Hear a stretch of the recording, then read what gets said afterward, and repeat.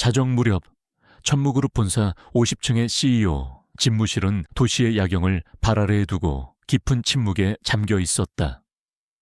한태준 대표는 거대한 통유리창 앞에 서서 잠들지 않는 도시의 불빛을 무심하게 내려다보고 있었다. 최고급 원단으로 제단된 그의 수트는 한치의 흐트러짐도 없었고 그의 얼굴에는 젊은 나이에 대한민국 최고의 건설사를 이끄는 자의 냉철함과 무게감이 서려 있었다. 하지만 그의 눈빛 깊은 곳에는 그 어떤 성공으로도 지울 수 없는 짙은 그늘이 드리워져 있었다. 책상 위에는 새로운 해상대교의 설계도가 펼쳐져 있었다. 최첨단 공법과 혁신적인 디자인이 집약된 그의 야심작이었다. 그는 몇 시간째 설계도를 응시했지만 그의 의식은 자꾸만 5년 전의 그날 밤으로 향했다. 피로가 몰려왔다.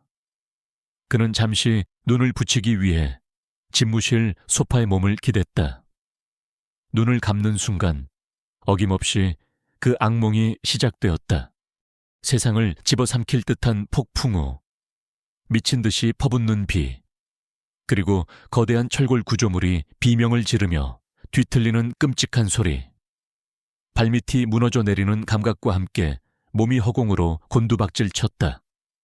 사람들의 비명, 차가운 강물, 그리고 부서진 콘크리트 더미 속에서 그를 짓누르는 고통. 희미해지는 의식 속에서 한 남자의 얼굴이 보였다. 거친 숨을 몰아쉬면서도 절박하고 선한 눈빛을 한 남자. 남자는 뭐라고 소리쳤지만 폭풍 소리에 묻혀 들리지 않았다. 대신 남자는 그의 손에 차갑고 작은 금속성의 무언가를 억지로 쥐어주었다. 제발 이것만이라도. 그의 마지막 목소리 같았다. 그리고 모든 것이 어둠에 잠겼다. 해옥! 한태준은 거친 숨을 몰아쉬며 잠에서 깨어났다. 온몸은 식은땀으로 젖어 있었고 그의 오른손은 마치 5년 전 그날처럼 무언가를 꽉 쥔 채 굳어 있었다. 그는 마른 세수를 하며 흐트러진 호흡을 가다듬었다. 5년이 지났지만 청진대교 붕괴의 악몽은 단 하루도 그를 놓아주지 않았다. 그를 살리고 죽어간 그 남자, 그리고 그가 마지막으로 남긴 약속, 그것은 그의 영혼에 새겨진 지워지지 않는 흉터였다. 같은 시각 서울의 다른 한쪽에서는 또 다른 삶이 치열하게 이어지고 있었다. 화려한 강남의 불빛이 닿지 않는 낡고 북적이는 시장 골목 20살의 강소라는 자신의 작은 좌판을 정리하고 있었다. 그녀의 좌판은 가게라고 부르기에도 민망했다. 낡은 돗자리 하나에 구제시장에서 떼어온 헌옷 몇 벌과 직접 만든 조악한 액세서리들이 전부였다. 앳된 얼굴이었지만 그녀의 눈빛은 나이보다 훨씬 더 깊고 단단했다. 혹독한 세상에서 홀로 살아남기 위해 일찌감치 철이 들어버린 아이. 하지만 그 고단함 속에서도 그녀는 결코 자신을 잃지 않았다. 낡았지만 깨끗하게 세탁된 옷, 정직한 눈빛, 그리고 서툰 친절함. 학생, 이 귀걸이 얼마야? 5,000원입니다. 아주머니. 에이, 3,000원에 줘. 어차피 길에서 파는 건데. 죄송합니다. 그렇게는 안 돼요. 대신 이 머리핀 하나 더 드릴게요. 소라는 생글생글 웃으며 작은 머리핀 하나를 덤으로 얹어주었다. 그녀는 결코 부당한 이득을 취하지도 자신의 처지를 비관하며 동정을 구하지도 않았다. 그녀만의 방식으로 세상과 당당하게 마주하고 있었다. 그녀의 좌판 한쪽에는 다른 상품들과는 조금 다른 물건이 하나 놓여 있었다. 세월의 흔적으로 빛이 바랜 낡은 은 목걸이. 작고 정교한 나침반 모양의 펜던트가 달린 투박하지만 어딘가 특별해 보이는 목걸이였다. 그것은 그녀의 유일한 부모님의 유품이었다. 팔기 위해 내놓은 것이 아니었다. 그저 자신의 가장 소중한 것을 늘 곁에 두고 싶은 마음에 마치 부적처럼 좌판 한쪽에 놓아둘 뿐이었다. 그녀는 가끔씩 아무도 몰래 그 목걸이를 부드럽게 쓰다듬으며 희미한 부모님의 얼굴을 떠올리곤 했다. 하루의 장사를 거의 마칠 무렵 퇴근길의 인파와 차량들이 뒤엉켜 시장 골목은 아수라장이 되었다. 소라는 익숙하게 자신의 물건들이 망가지지 않도록 챙겼다. 그때였다. 한태준을 태운 검은색 세단이 시장 골목의 끔찍한 교통체증에 갇혀 옴짝달싹 못하고 있었다. 그는 악몽의 여파로 신경이 곤두서 있었다. 창밖의 소란스러움과 무질서함에 짜증이 치밀었다. 그는 빨리 이 지긋지긋한 곳을 벗어나고 싶었다. 그의 무심한 시선이 창밖의 풍경을 휙휙 스쳐 지나갔다. 시끄러운 행인들, 조잡한 간판들, 그리고 길바닥의 좌판들. 그의 세상과는 아무런 관련도 없는 의미 없는 소음과 풍경의 일부일 뿐이었다. 그러다 그의 시선이 한 곳에 얼어붙었다. 길바닥의 낡은 돗자리 위, 수많은 잡동사니들 사이에 놓여있는 작은 은빛 물체. 시간이 멈췄다. 주변의 모든 소음이 사라지고 그의 세상에는 오직 그것만이 존재했다. 빛바랜 은색, 독특한 나침반 모양의 펜던트. 5년 전 그날 밤, 폭풍우 속에서 한 남자가 그의 손에 필사적으로 쥐어주었던, 그래서 그가 지난 5년간 미친 듯이 찾아 헤맸던 바로 그 목걸이였다. 숨이 멎었다. 그의 완벽하게 통제되던 표정이 순식간에 무너져 내렸다. 동공이 믿을 수 없다는 듯 격렬하게 흔들렸다. 심장이 가슴을 뚫을 듯이 울부짖었다. 저것이 왜 저기에. 그 목걸이 옆에는 세상의 모든 고단함을 짊어진 듯한 앳된 얼굴의 소녀가 앉아 있었다. 그 순간 악몽 속에서 희미하게 보였던 자신을 구해준 그 남자의 얼굴과 소녀의 얼굴이 겹쳐 보였다. 켜세워. 한태준이 야수처럼 소리쳤다. 그의 목소리는 다급함과 절박함으로 터질 듯했다. 네 대표님, 여기는 차를 세울 수가... 운전기사의 당황한 목소리는 그의 귀에 들리지 않았다. 그는 넥타이를 거칠게 풀어헤치며 마치 오랫동안 갇혀있던 감옥의 문을 부수려는 듯 차 문을 열어젖혔다. 대한민국 재계를 호령하는 냉철한 CEO 한태준은 지금 그 모든 것을 내던지고 5년 전의 폭풍우 속으로 뛰어들려 하고 있었다. 한태준은 인파를 헤치고 좌판 앞으로 성큼성큼 걸어갔다. 주변의 시선이나 자신의 지위 같은 것은 안중에도 없었다. 그의 세상에는 오직 낡은 돗자리 위에 앉아있는 소녀와 그녀 앞에 놓이는 목걸이뿐이었다. 강소라는 이질적인 분위기를 풍기며 자신에게로 직진하는 남자를 보고 잔뜩 경계심을 품었다. 값비싼 정장을 입은 남자가 이런 누추한 시장 골목에 나타난 것도 이상했지만 그를 둘러싼 절박하고 격렬한 기운이 그녀를 불안하게 만들었다. 불법 노점상을 단속 나온 구청 직원인가 아니면 더 나쁜 사람 소라는 반사적으로 자신의 물건들을 쓸어 담을 준비를 했다. 마침내 그녀의 앞에 멈춰선 태주는 거친 숨을 몰아쉬며 목걸이에서 시선을 떼지 못했다. 어떻게 말을 시작해야 할지 알 수 없었다.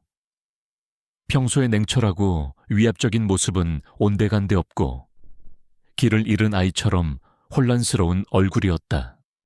그 목걸이, 그가 간신히 목소리를 쥐어짰다. 얼마요 사겠소. 얼마를 원하든 다 주겠소. 그는 지갑을 꺼내 수표책을 잡으려 했다. 그의 행동은 소라의 의심을 더욱 증폭시켰다. 왜 이런 부자가 이렇게 낡고 볼품없는 목걸이에 집착하는 거지? 그녀는 본능적으로 목걸이를 움켜쥐며 가슴에 품었다. 두려움은 어느새 반항심으로 바뀌어 있었다. 안 팔아요. 그녀의 단호한 목소리에 태주는 더욱 애가 탔다. 제발, 내겐 정말 중요한 물건이오. 1,000만 원. 아니, 1억을 주겠소. 원하는 액수를 말해봐요. 지난 몇 년간 그의 입에서 나온 적 없는 제발이라는 단어가 튀어나왔다. 소라는 그가 부른 액수에 잠시 놀랐지만 오히려 결심은 더욱 굳어졌다. 안 판다고 말씀드렸어요. 이건 우리 아빠가 남겨주신 유일한 물건이에요. 돈으로는 살 수 없는 거라고요. 아빠라는 단어, 그 한마디가 방가쇠가 되어 태준의 머릿속에 굳게 닫혀있던 기억의 댐을 무너뜨렸다. 5년 전 폭풍우가 몰아치던 그날 밤, 갓 서른의 젊은 엔지니어였던 한태준은 자신이 참여한 첫 번째 대형 프로젝트, 청진대교 위에서 마지막 안전 점검을 하고 있었다. 그는 공사기간 단축과 원가 절감을 위해 일부 자재가 규격 미달의 것으로 대체되고 있다는 사실을 알고 있었다. 상사인 서진우 이사에게 몇 번이나 문제를 제기했지만 그는 자네는 아직 세상을 모른다며 그의 우려를 묵살했다. 그때 재앙이 닥쳤다. 다리가 비명을 지르며 흔들리기 시작했다. 거대한 와이어들이 끊어지고 교각이 무너져 내렸다. 태준이 타고 있던 차는 종잇장처럼 구겨지며 칠흑 같은 강물 속으로 추락했다. 차갑고 더러운 물이 순식간에 차 안으로 밀려들었다. 부서진 차체에 다리가 끼어 움직일 수 없었다. 죽음의 공포가 그를 덮쳤다. 의식이 희미해져 갈 때쯤 누군가 차 문을 거칠게 뜯어냈다. 같은 현장 소속의 강철규 기사였다. 평소 과묵하지만 누구보다 성실하고 정직해서 태준이 존경하던 선배였다. 정신 차려, 한대리. 강 기사는 필사적으로 태준을 차 밖으로 끌어내 다리에서 떨어져 나온 거대한 부유물 위로 밀어 올렸다. 하지만 정작 강 기사 자신은 복부에 철근이 박힌 채 피를 쏟아내고 있었다. 그는 이미 가망이 없었다. 죽음을 직감한 강 기사는 자신의 목에서 낡은 은 목걸이를 벗어 태준의 손에 쥐어주었다. 내 딸, 소라, 우리 소라한테 이걸 좀 전해줘. 아빠가 세상에서 제일 사랑했다고 꼭 약속해. 그는 마지막 힘을 다해 애원했다. 태준은 거의 의식이 없는 상태에서도 필사적으로 고개를 끄덕였다. 약속합니다. 반드시. 구조선이 다가오는 불빛 속에서 태준은 자신을 살린 영웅이 거친 강물 속으로 사라지는 것을 무력하게 지켜봐야만 했다. 그의 손에 남은 것은 한 남자의 마지막 사랑과 지키지 못한 약속의 증표인 목걸이뿐이었다. 기억의 폭풍이 휩쓸고 지나간 후 태준은 다시 현실의 시장 골목에 서 있었다. 그의 눈에는 눈물이 가득 고여 있었다. 그는 이제야 알 수 있었다. 소녀가 왜 목걸이를 팔 수 없는지. 그것은 자신의 목숨을 구해준 남자의 단 하나뿐인 핏줄과의 연결고리였다. 그의 오만함과 조급함이 부끄러웠다. 그는 지갑을 집어넣었다. 돈으로 이 소녀의 상처와 자신의 죄책감을 해결하려는 생각 자체가 잘못이었다. 그는 신뢰를 얻어야 했다. 당신의 아버님, 태준의 목소리는 감정에 젖어 심하게 잠겨 있었다. 성함이 혹시 강철규 아니십니까? 그 말을 듣는 순간 강소라의 세상이 멈췄다. 그녀의 눈이 믿을 수 없다는 듯이 공포와 경이로 가득 차 커졌다. 이 남자는 누구지? 어떻게 우리 아빠의 이름을 알고 있는 거지? 방금 전까지 그저 돈 많은 이상한 남자였던 그는 이제 그녀의 과거와 연결된 거대한 미스터리가 되어 그녀 앞에 서 있었다. 강소라에 굳게 닫혀있던 세상에 한태준이라는 낯선 남자가 던진 강철규라는 이름은 거대한 파문을 일으켰다. 그녀는 남자를 뚫어져라 쳐다보았다. 그의 눈에 고인 슬픔과 죄책감이 너무나도 생생해서 그녀는 본능적으로 그가 거짓말을 하고 있지 않다는 것을 알 수 있었다. 우리 아빠를 어떻게... 여기는 이야기할 장소가 아니오. 태주는 그녀의 혼란을 이해한다는 듯 부드럽지만 단호한 목소리로 말했다. 그는 자신의 차를 가리켰다. 나와 같이 가주시오.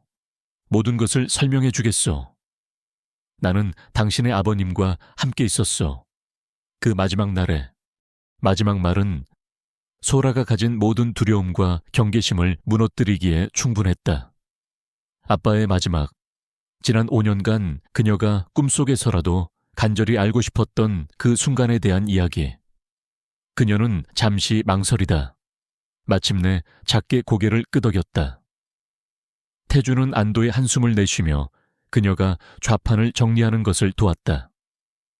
그의 값비싼 수트, 소매가 더러워지는 것 따위는 신경 쓰지 않았다. 태준이 그녀를 데려간 곳은 소란스러운 시장과는 완전히 다른 세상이었다. 조용한 클래식 음악이 흐르고 부드러운 조명이 감도는 호텔의 프라이빗 룸. 낡고 해진 옷을 입은 소라는 화려한 공간 속에서 섬처럼 외따로 보였다. 하지만 그녀는 주눅들지 않았다. 그녀의 모든 신경은 오직 눈앞의 남자가 들려줄 이야기에 집중되어 있었다. 태주는 그녀를 위해 따뜻한 수프와 빵을 주문했다. 그는 아직 모든 진실을 털어놓을 준비가 되지 않았다. 진실은 너무나도 추악하고 위험했다. 지금 그녀에게 필요한 것은 진실의 무게가 아니라 아버지에 대한 자부심일 터였다. 당신 아버님은 영웅이었소. 태주는 천천히 5년 전 그날 밤의 이야기를 시작했다. 물론 부실 공사에 대한 부분은 제외했다. 그는 강철규 기사가 어떻게 자신의 목숨을 구했는지, 마지막 순간까지 얼마나 용감하고 이타적이었는지에 대해 담담하게 이야기했다. 그리고 그가 목걸이를 건네며 남긴 마지막 부탁에 대해서도 소라는 소리 없이 눈물만 흘렸다. 아빠. 그녀의 기억 속에 희미하게 남아있던 다정한 아빠의 모습이 눈앞의 남자의 이야기를 통해 비로소 선명한 영웅의 모습으로 되살아났다. 아빠는 그저 불의의 사고를 당한 피해자가 아니었다. 누군가의 생명을 구한 위대한 사람이었다. 그녀는 가슴 깊은 곳에서부터 차오르는 슬픔과 함께 사무치는 그리움과 거대한 자부심을 느꼈다. 같은 시각 천무그룹 본사 부회장 서진우는 자신의 집무실에서 여유롭게 스크린 골프를 즐기고 있었다. 그의 사무실은 한태준의 실용적인 공간과는 달리 과시적인 예술품과 값비싼 가구들로 가득 차 있었다. 그의 얼굴에는 탐욕과 오만이 가득했다. 한 대표가 추진하는 그새 해상대교 말입니다. 너무 이상만 좇는 것 같지 않습니까? 비서가 아첨하듯 말했다. 서진우는 껄껄 웃으며 골프채를 휘둘렀다. 젊은 놈이 뭘 알겠나. 고고한 척은 혼자 다 하지만 결국 비즈니스는 돈이야. 돈, 똥인지 된장인지 찍어 먹어봐야 정신을 차리지. 그는 5년 전 청진대교 이야기를 아무렇지 않게 꺼냈다. 그때도 그랬지. 전례 없는 폭풍이라는 천운이 아니었으면 골치 아파질 뻔했어. 멍청한 강 기사놈이 제 목숨이랑 바꿔서 덮어준 꼴이 됐지만 그의 입가에 뱀 같은 미소가 걸렸다. 그에게 청진대교 붕괴는 비극이 아니라 자신의 비리를 덮어준 행운의 사건일 뿐이었다. 그는 한태준이 그 사건에 대해 여전히 의심을 품고 있다는 것을 알았지만 대수롭지 않게 여겼다. 증거는 완벽하게 사라졌고 시간은 자신의 편이라고 믿었다. 태주는 소라를 깨끗하고 안전한 게스트하우스에 머물게 주선해 주었다. 더 영구적인 대책을 마련해서 내일 다시 연락하겠다는 약속과 함께 혼자 남은 소라는 밤새 잠을 이루지 못했다. 아버지의 마지막 모습을 알게 된 것은 슬프지만 다행스러운 일이었지만 한태준이라는 남자의 존재 자체가 그녀에게는 여전히 풀리지 않는 수수께끼였다. 사무실로 돌아온 태준의 모습은 완전히 달라져 있었다. 그의 얼굴에서 슬픔의 흔적은 사라지고 강철 같은 차가운 결의가 그 자리를 대신했다. 소라를 만난 것은 그가 더 이상 과거에 얽매여 고통받는 피해자로 머물러서는 안 된다는 마지막 신호였다. 그는 이제 심판자가 되어야 했다. 강소라와 그녀의 영웅이었던 아버지, 그리고 그날 밤 쓰러져간 수많은 원혼들을 위해 그는 자신의 비서실장이자 가장 신뢰하는 신복인 윤 실장을 불렀다. 윤 실장, 지금부터 내 말 잘 듣게. 그의 목소리는 얼음처럼 차가웠다. 6년 전 청진대교 프로젝트와 관련된 모든 서류를 찾아내 최초 설계도, 자재 구매 기록, 감리 보고서, 안전 점검 일지까지 단 하나도 빠짐없이. 그리고 가장 중요한 건 절대 서진우 부회장이 눈치채게 해서는 안 되네. 이건 우리 둘만의 비밀 작전이야. 윤 실장은 대표의 비장한 모습에 긴장했지만 아무것도 묻지 않고 고개를 숙였다. 명심하겠습니다. 모두가 떠난 깊은 밤. 태주는 자신의 컴퓨터 화면에 5년 전 청진대교의 사진을 띄웠다. 한때는 그의 꿈과 희망이 담겼던 아름다운 다리. 하지만 이제는 부패와 거짓으로 얼룩진 거대한 무덤일 뿐이었다. 그는 굳게 쥔 주먹으로 책상을 내리쳤다. 5년간 잠들어 있던 범죄의 망령이 마침내 깨어났다. 다음 날, 한태주는 다시 강소라를 만났다. 그는 그녀에게 무작정 돈을 쥐어줄 수 없다는 것을 알았다. 그것은 그녀의 자존심을 짓밟는 일이며 오히려 불필요한 의심만 살 뿐이었다. 대신 그는 그녀에게 정당한 기회를 제안하기로 했다. 우리 그룹에는 천무희망재단이라는 공익재단이 있어. 태주는 천무그룹이 소년소녀 가장이나 보육권 아이들을 후원하는 사업을 하고 있다고 설명했다. 그곳에서 일해보지 않겠소.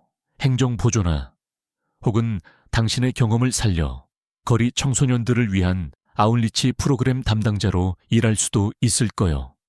당신만큼 그 아이들의 세상을 잘 이해하는 사람은 없을 테니. 그의 제안은 지극히 합리적이고 설득력 있었다. 소라는 망설였다. 이 막강한 권력을 가진 남자가 왜 자신에게 이토록 친절을 베푸는 것일까? 동정일까? 아니면 무언가 다른 목적이 있는 걸까? 그녀는 세상의 호의를 경계하도록 배워왔다. 하지만 동시에 그녀는 현실을 외면할 수 없었다. 이것은 춥고 배고픈 길거리의 삶에서 벗어날 수 있는 기회였다. 안정된 직장과 잠자리, 그리고 무엇보다 아버지의 마지막을 아는 유일한 사람의 곁에 머물며 그날의 진실에 대해 더 알 수 있을지도 모른다는 희미한 희망. 하겠습니다. 소라는 마침내 결심했다.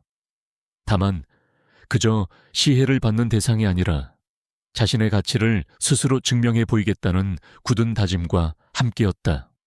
천무희망재단에서의 첫날, 소라는 완전히 새로운 세상과 마주했다. 깨끗하고 정돈된 사무실, 친절하지만 어딘가 미묘한 거리감을 두는 동료들. 그녀는 마치 다른 행성에 불시착한 이방인 같았다. 몇몇은 그녀를 대표님이 특별히 신경 쓰는 아이라며 수군거렸고, 또 다른 몇몇은 노골적인 무시를 보내기도 했다. 하지만 소라는 흔들리지 않았다. 재단의 이사장은 태준이 믿고 모든 것을 맡긴 따뜻한 성품의 중년 여성이었다. 그녀는 소라를 딸처럼 감싸주었고 소라는 그 기대에 부응했다. 그녀는 학교에서 배운 지식은 부족했지만 세상을 몸으로 부딪히며 배운 지혜와 공감 능력이 있었다. 재단에서 지원하는 가출 청소년들을 만났을 때 그녀의 진가는 드러났다. 그녀는 그 아이들의 눈높이에서 그들의 상처를 보듬고 현실적인 조언을 해주었다. 누구도 할 수 없었던 방식으로 아이들의 마음을 연 것이다. 그녀는 비효율적인 지원 프로그램의 문제점을 지적하고 실질적인 대안을 제시하며 재단 이사장을 놀라게 했다. 소라가 새로운 삶에 적응해가는 동안 태준의 비밀 수사는 거대한 벽에 부딪혔다. 그는 윤 실장과 함께 보안이 완벽한 비밀 공간에서 청진대교 관련 서류들을 밤새 검토했다.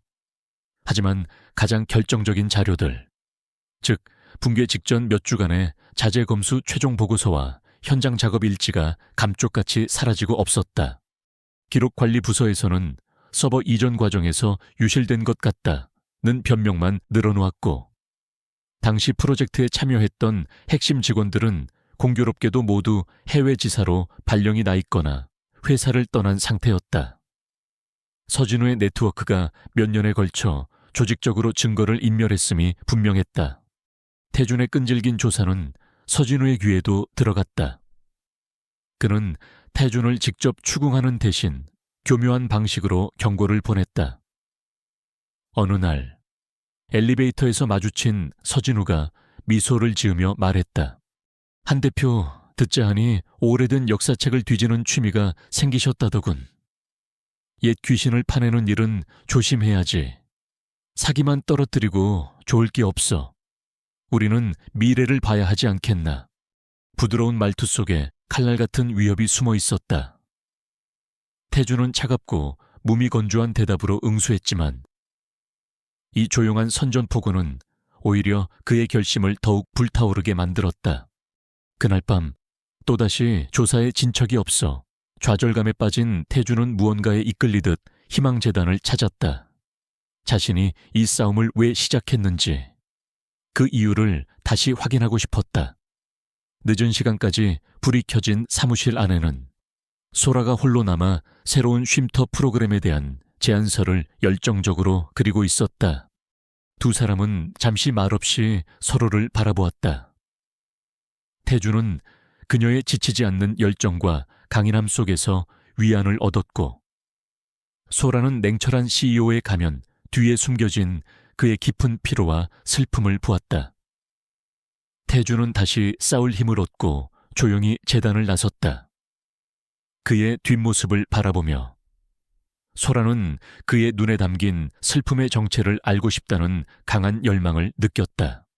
그들은 이제 같은 지붕 아래에 있었다. 비록 소라는 아직 알지 못했지만 같은 전쟁 속에서 각자의 싸움을 시작한 것이다. 서진우는 자신의 사무실에서 보고서를 읽고 있었다. 그의 정보망은 회사 구석구석까지 뻗어 있었다. 보고서의 내용은 두 가지였다. 첫째, 한태준이 청진대교 관련 모든 자료를 비밀리에 재검토하고 있다는 것.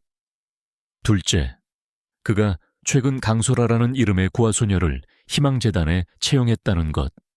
서진우의 잔혹한 두뇌는 즉시 두 사실을 연결했다. 강소라, 강철규의 딸. 그는 한태준이 단순히 과거를 파헤치는 것이 아니라 자신의 죄를 상징하는 살아있는 증거를 찾아냈음을 직감했다. 그 소녀는 감정적인 무기가 될 수 있는 위험한 변수였다. 그는 즉시 그녀를 무력화시켜야 한다고 판단했다. 서진우는 직접 나서지 않았다. 그는 자신의 이사회 내 인맥을 이용해 희망재단에 대한 긴급 특별 감사를 요구했다. 재정 운영이 방만하다는 익명의 투서를 핑계 삼았다. 서진우의 사주를 받은 감사팀은 명확한 임무를 띠고 재단에 들이닥쳤다. 그들의 목표는 흠집을 찾아내는 것. 특히 강소라가 온 이후 시작된 새로운 프로그램과 지출 내역에서 문제를 만들어내는 것이었다. 감사팀은 재단의 모든 것을 뒤집어 놓았다. 그들은 소라가 주도했던 거리 청소년 지원 프로그램을 집중적으로 공격했다. 아이들 중 한 명에게 발생한 응급의료 상황 때문에 급하게 지출했던 소액의 비용을 문제 삼아 그녀를 기금 횡령 혐의로 몰아가려 했다. 서류 처리가 미흡했다는 이유를 들어 그녀를 돈을 다룰 자격이 없는 거리의 아이로 폄하했다. 재단 이사장이 그녀를 필사적으로 변호했지만 압박은 거셌다.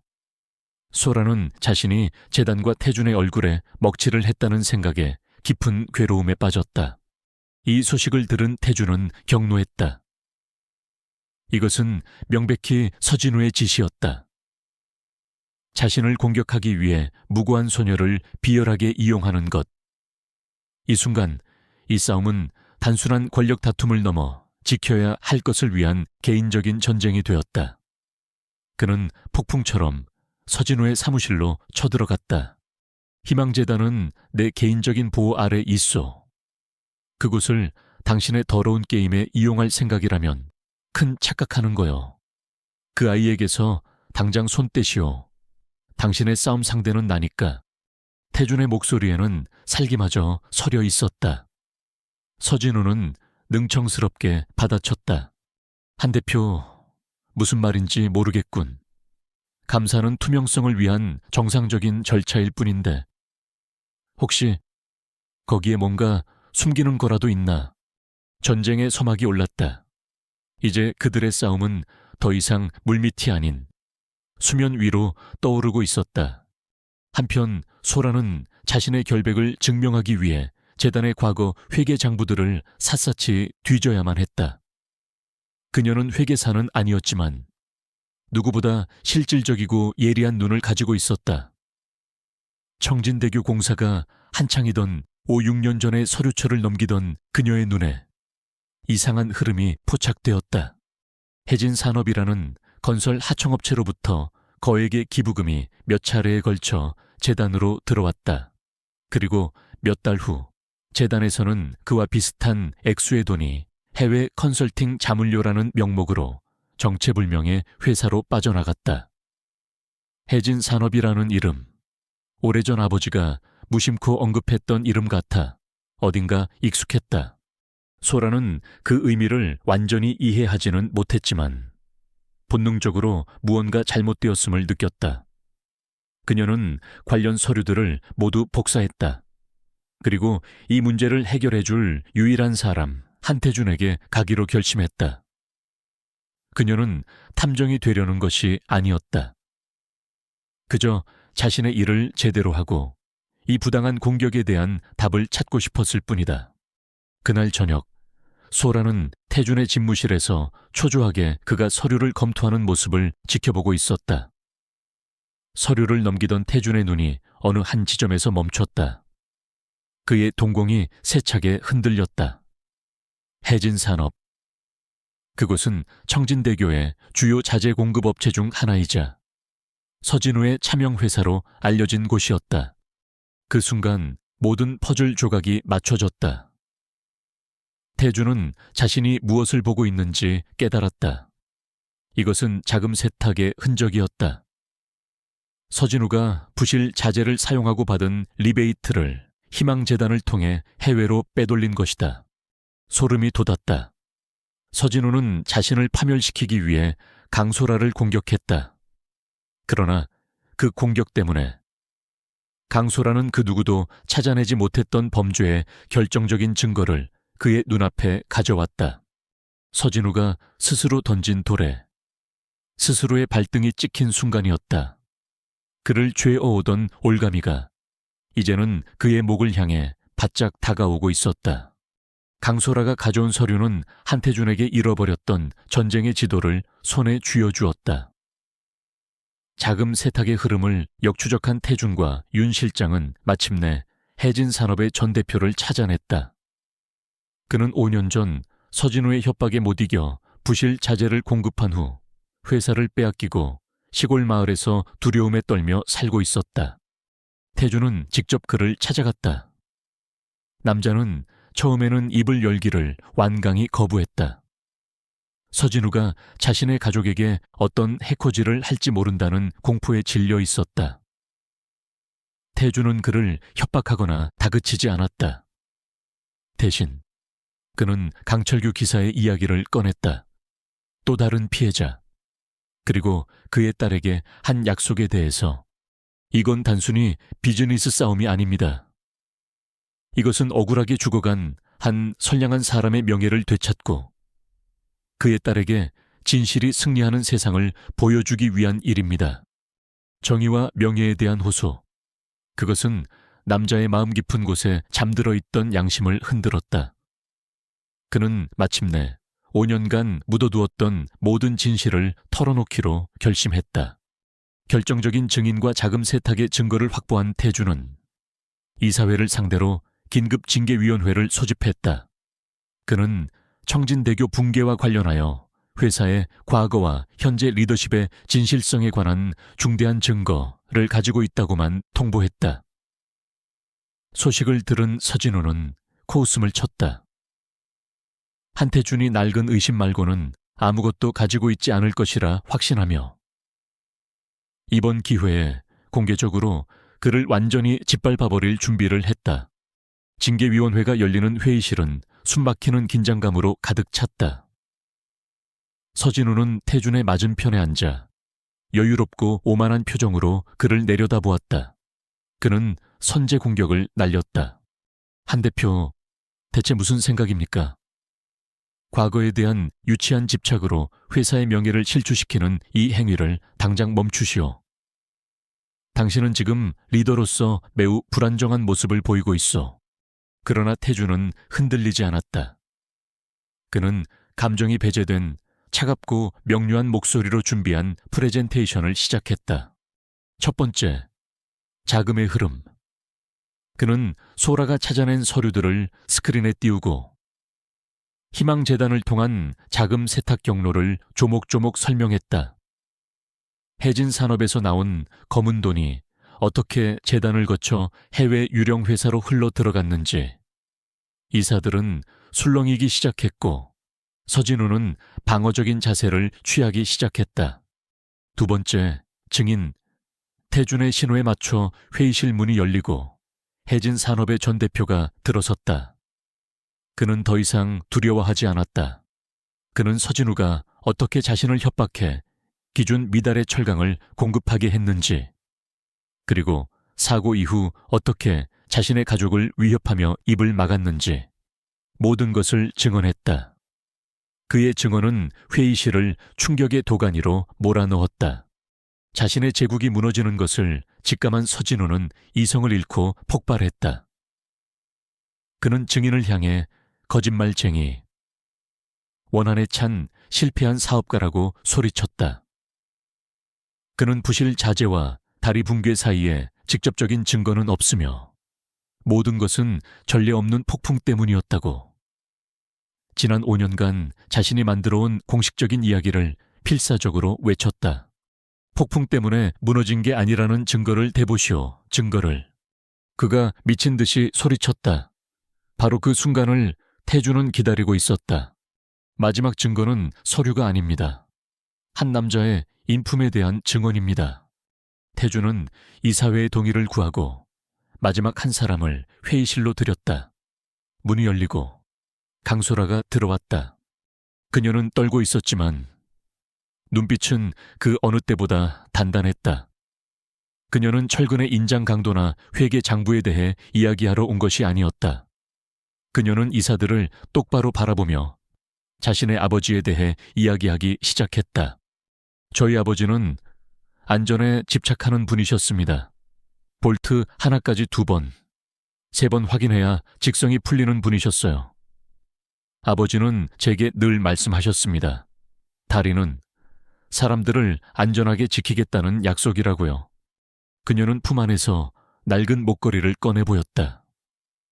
그녀의 목소리는 떨렸지만 또렷했다. 이건 아버지의 나침반입니다. 언제나 올바른 길, 진실한 길을 찾게 해준다고 하셨어요.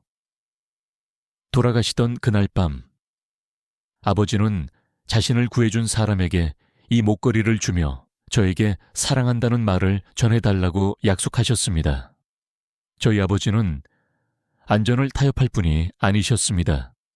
약속을 지키는 분이셨습니다. 그녀의 꾸밈 없고 진심 어린 증언은 그 어떤 기술 데이터보다도 강력했다. 그것은 차가운 기업 스캔들에 인간의 얼굴을 부여했다. 이사들은 한 선량한 아버지의 죽음과 그의 딸이 겪어야 했던 상실을 보았다. 거짓과 변명으로 쌓아 올린 서진우의 방어벽은 순수한 감정의 진실 앞에서 산산조각 나버렸다. 그는 의자에 주저앉았다. 패배였다. 회의실을 휩쓸던 기나긴 폭풍이 끝나고 마침내 정의가 모습을 드러냈다. 서진우의 제국은 모래성처럼 허무하게 무너져 내렸다. 징계위원회에서 드러난 증거들은 즉시 검찰에 넘겨졌다. 언론은 연일 천무그룹의 스캔들을 대서특필했고 서진우와 그의 공모자들은 모두 법의 심판대 위에 서게 되었다. 5년 동안 진실을 덮고 있던 거대한 부패의 커튼이 걷히자 여론은 분노했고 동시에 진실을 밝혀낸 새로운 리더 한태준에게 열광적인 지지를 보냈다. 천무그룹의 주가는 일시적으로 하락했지만 한태준의 단호하고 신속한 후속 조치에 힘입어 곧 회복세를 보였다. 그는 그룹 내에 만연했던 서진우의 잔재들을 뿌리 뽑고 투명성과 안전을 최우선으로 하는 기업 문화를 선포했다. 그의 개혁은 직원들과 주주들의 절대적인 신뢰를 얻었다. 가장 중요한 변화는 청진대교 붕괴 사고의 재조사가 이루어진 것이었다. 강철규 기사는 단순한 사고의 희생자가 아닌 동료를 구하고 끝까지 책임을 다한 의로운 영웅으로 공식 인정받았다. 천무그룹은 그의 유가족인 강솔에게 공식적으로 사과하고 그의 명예를 기리는 추모비를 다리가 보이는 언덕에 세웠다. 모든 것이 제자리를 찾아가고 있었다. 폭풍이 지나간 후의 고요함 속에서 오직 한 가지, 한태준과 강소라의 관계만이 미완의 숙제로 남아있었다. 그들은 더 이상 단순한 CEO와 재단 직원이 아니었다. 그들은 거대한 전쟁을 함께 치른 동지였고 하나의 비극으로 운명이 엮인 특별한 관계였다. 하지만 공적인 문제가 모두 해결되자 그들 사이에는 어색한 침묵이 흘렀다. 태준은 그녀에게 어떻게 다가가야 할지 몰랐고 소라는 그가 자신을 어떻게 생각하는지 알 수 없었다. 어느 늦은 오후 태준은 소라를 조용히 불렀다. 그가 그녀를 데려간 곳은 사무실이 아닌 강철규 기사의 추모비가 세워진 언덕이었다. 서울의 스카이라인이 저물어가는 노을빛에 아름답게 물들고 있었다. 두 사람은 말없이 비석 앞에 서 있었다. 비석에는 강철규의 이름과 함께 자신의 삶으로 약속의 가치를 증명한 위대한 엔지니어라는 문구가 새겨져 있었다. 이제야 약속을 지킬 수 있게 되었소. 태준이 마침내 입을 열었다. 그의 목소리는 그 어느 때보다 차분하고 진실했다. 그는 품 안에서 작은 상자를 꺼냈다. 그 안에는 지난 5년간 그의 죄책감이자 희망이었던 낡은 나침반 목걸이가 고요히 잠들어 있었다. 그는 목걸이를 꺼내 소라의 손에 쥐어주었다. 이건 이제 당신의 것이오. 원래 있어야 할 자리로 돌아가야지. 소라는 눈물이 가득한 눈으로 목걸이를 받아들었다. 이것은 단순한 유품이 아니었다. 아버지의 명예, 그리고 눈앞의 남자가 5년간 짊어져야 했던 고통의 무게가 담겨 있었다. 태준은 그날 밤의 이야기를 다시 시작했다. 하지만 이번에는 그가 숨겨왔던 마지막 조각을 꺼내놓았다. 나는 그 다리의 붕괴에 책임이 있어. 부실 공사의 낌새를 눈치챘지만 막지 못했지. 나는 침묵했고 그 결과 당신의 아버지가 나 대신 죽었어. 지난 5년간 나는 단 하루도 그 죄책감에서 벗어날 수 없었어. 그의 고백은 그녀를 향한 것이자 자기 자신을 향한 것이었다. 그는 더 이상 완벽한 CEO의 가면 뒤에 숨지 않았다. 그는 상처받고 후회하는 한 인간으로서 그녀 앞에 모든 것을 내려놓았다. 소라는 조용히 그의 이야기를 들었다. 그녀의 마음속에는 원망이 아닌 깊은 연민과 이해가 자리 잡고 있었다. 그녀 역시 세상의 부조리함 속에서 살아남기 위해 발버둥 쳐왔기 때문이다. 당신은 침묵하지 않았어요. 소라가 부드럽게 말했다. 당신은 결국 싸웠고 진실을 밝혀냈어요. 우리 아빠가 원했던 것도 바로 그런 세상이었을 거예요. 당신은 아빠와의 약속을 지킨 거예요. 5년이 걸렸지만 완벽하게요. 그녀의 말은 태준의 영혼을 짓누르던 마지막 짐을 덜어주는 구원이었다. 그는 고개를 들어 그녀를 바라보았다. 그녀의 맑고 깊은 눈 속에서 그는 마침내 용서를 보았다. 그들의 이야기는 뜨거운 사랑 고백으로 끝나지 않았다. 그들의 관계는 그런 단순한 단어로 정의될 수 없었다. 그것은 죄책감과 감사, 존경과 연민, 그리고 하나의 비극적인 약속으로 맺어진 세상에서 가장 깊고 단단한 유대감이었다. 노을이 완전히 저물고 도시의 불빛이 하나둘 켜지기 시작했다. 그들은 나란히 서서 새로운 시작을 알리는 서울의 야경을 오랫동안 바라보았다. 길고 길었던 폭풍의 밤이 끝나고 마침내 그들의 삶에 고요하고 진실한 새벽이 찾아오고 있었다.